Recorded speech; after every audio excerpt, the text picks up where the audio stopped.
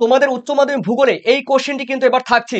হ্যাঁ, তৃতীয় অধ্যায়ের জলনির্গম প্রণালী থেকে দেখো, নদীর পুনর্জীবন লাভের ফলে গঠিত ভূমিরূপগুলো চিত্র সহ বর্ণনা করো, এই কোশ্চেনটি কিন্তু এবার আসতে চলছে। প্রিয় উচ্চ মাধ্যমিক শিক্ষার্থীরা, তোমাদের সবাইকে স্বাগতম।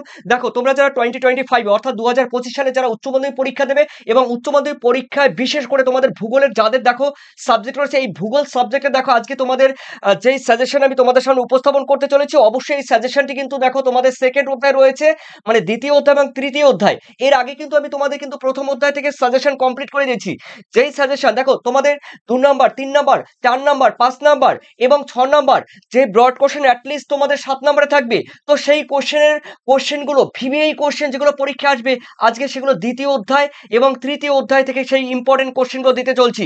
দেখো, আশা করি এর মধ্যে থেকে তোমরা কিন্তু কোশ্চেনগুলো পেয়ে যাবে, দেখে নাও। এবং উত্তরগুলো তোমরা কিভাবে পাবে সেগুলো আমি বলে দেবো, এমসিকিউ এসসিকিউ তোমরা কিভাবে পাবে সেটাও আমি বলে দেবো। চলো, উচ্চ মাধ্যমিক জিওগ্রাফি 2025 এর লাস্ট মিনিট সাজেশন।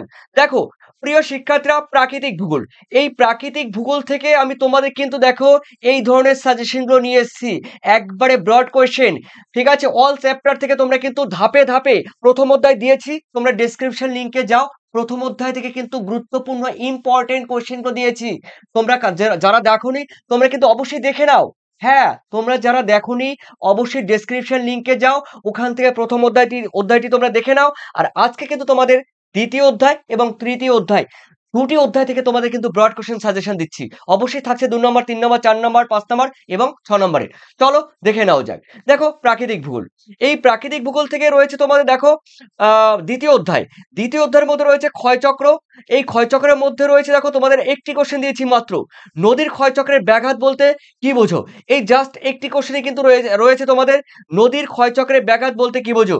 ঠিক আছে, এরপরে তোমরা অবশ্যই এখান থেকে তোমরা পড়ে নিতে পারো ইনসেলবার্স এবং মোনোটনক। ইনসেলবার্স, মোনোটনক অবশ্যই তোমরা দেখে যাবে, ইনসেলবার্স, মোনোটনক এবং বাজাদা। ওকে, এই তিনটি কোশ্চেন দেখে যাবে। এরপরে রয়েছে দেখো তোমাদের তৃতীয় অধ্যায়। তৃতীয় অধ্যায়ের মধ্যে রয়েছে জলনির্গম প্রণালী। দেখো, জলনির্গম প্রণালীর এই কোশ্চেনটি খুবই খুবই গুরুত্বপূর্ণ হতে চলছে তোমাদের কাছে। 100% কিন্তু এই কোশ্চেনটি কিন্তু এবার পরীক্ষা দিতে চলছে।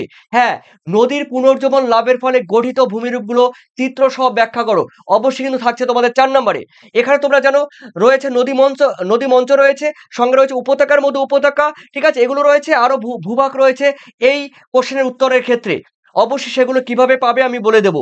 দেখো, সেকেন্ড কোশ্চেন, চিত্র সহ বিভিন্ন প্রকার জলনির্গম প্রণালী আলোচনা করো।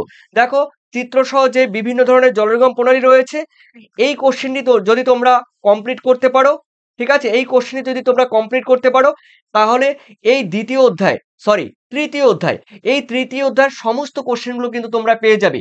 হ্যাঁ, এই তৃতীয় অধ্যায় একটি ছোট্ট একটি অধ্যায়, চিত্র সহ বিভিন্ন ধরনের জলনির্গম প্রণালী আলোচনা করো, অবশ্যই দেখে যেও।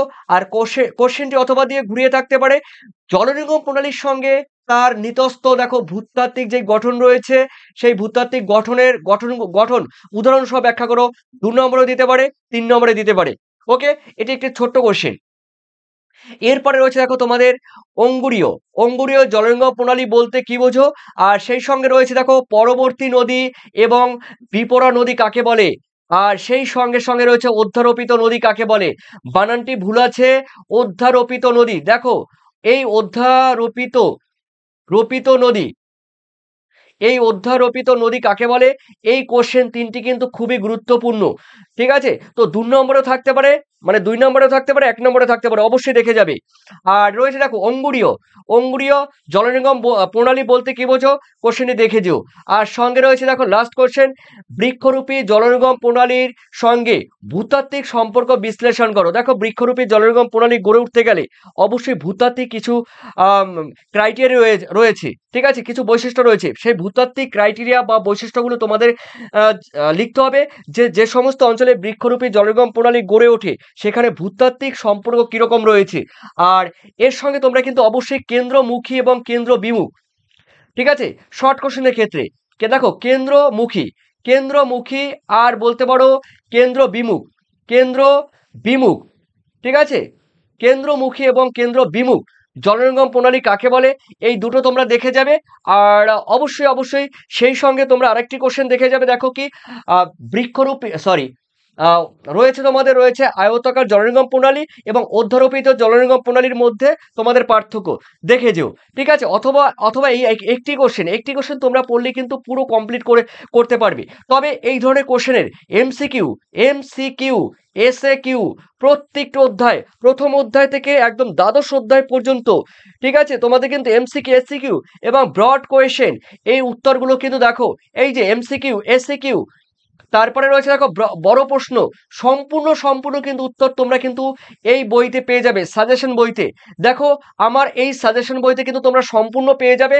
তবে বইটি কিন্তু এবার আর পাবলিশ করছি না, তার কারণ গতবার কিন্তু তোমরা যেন আগামী বছর অর্থাৎ এবার থেকেই, যারা 11 ক্লাসে পড়ছে এবার থেকে কিন্তু নতুন সিলেবাস চালু হয়ে গেছে।